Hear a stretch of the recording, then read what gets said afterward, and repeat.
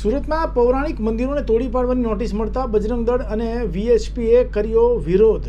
સુરતમાં રસ્તામાં અથવા નડતરરૂપ મંદિરને હટાવવા હાઈકોર્ટના હુકમ બાદ પાલિકા દ્વારા નોટિસ આપવામાં આવી છે। ત્યારે આ નોટિસના વિરોધમાં બજરંગ દળ, વીએચપી અને સ્થાનિક લોકો ભેગા થયા હતા। સુરત કલેક્ટરને આવેદનપત્ર આપીને આ નિર્ણય પરત લેવાની માંગ કરી છે। નિર્ણય પરત નહીં લેવાશે તો ઉગ્ર આંદોલનની ચીમકી ઉચ્ચારવામાં આવી છે। કલેક્ટરની કચેરીના પટરાંગણમાં જ આવેદનપત્ર આપતી વખતે રામધૂન બોલાવવામાં આવી હતી। બજરંગ દળના પ્રમુખ કમલેશ ક્યાળાએ કહ્યું કે જમ્મુ કાશ્મીરની અંદર શ્રદ્ધાળુઓની બસ પર થયેલા હુમલાનો વિરોધ કરવામાં આવ્યો છે। સાથે જ સુરત પાલિકાની હદમાં આવતા પૌરાણિક મંદિરોને હટાવવાની નોટિસ આપવામાં આવી છે। ત્યારે અમે તેનો વિરોધ કરીએ છીએ। મજારો હટશે પછી જ મંદિરો હટશે એવી અમારી માંગ છે। મંદિરના ટ્રસ્ટીઓને પણ બોલાવ્યા છે। આગામી સમયમાં અમે જલદ કાર્યક્રમ આપીએ છીએ। સરકાર ગમે તે હોય, અમે હંમેશા હિન્દુઓની સાથે જ છીએ। મહંતે કહ્યું કે પાલિકા કમિશનર દ્વારા નોટિસ આપવામાં આવી છે। રસ્તાની આડમાં મંદિરો તોડવાની નોટિસ આપવામાં આવી છે। મંદિરને તોડવા કરતાં વૈકલ્પિક વ્યવસ્થા કરવી જોઈએ। હિન્દુઓની આસ્થા મંદિર સાથે જોડાયેલી છે, ત્યારે આ રીતે મંદિર તોડવાની વાતથી આસ્થાનો ભંગ થાય છે।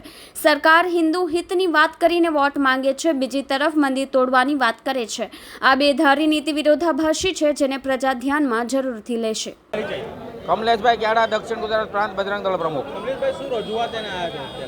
આજે બે વિષયની રજૂઆત છે, બે વિષયના આવેદનપત્ર છે। પહેલો વિષય છે એ અખિલ ભારતીય બજરંગ દળ દ્વારા આજે જે જમ્મુ કાશ્મીરની અંદર માતા વૈષ્ણવ દેવીના દર્શન કરવા જતા જે બસ ઉપર મુસ્લિમ આતંકવાદીઓ દ્વારા જે હુમલો થયો છે, આ હુમલાના વિરોધમાં આખા દેશમાં બજરંગ દળ દ્વારા આવેદનપત્ર આપવામાં આવ્યું છે।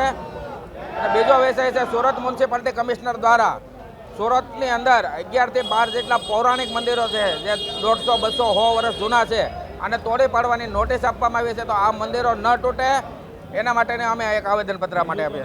હિન્દુત્વની વાત કરી અને જે મંદિરો તોડવાની વાત છે, વિશ્વ હિન્દુ પરિષદ બજરંગ દળ હર હંમેશ તટસ્થ રહ્યો છે, હિન્દુઓની સાથે રહ્યો છે। અમારે કોઈ રાજકીય પાર્ટી હારે લેવા દેવા નથી। હિન્દુત્વની વાત કરવાવાળા અલગ હોય છે અને હિન્દુત્વનું કામ કરવાવાળા અલગ હોય છે।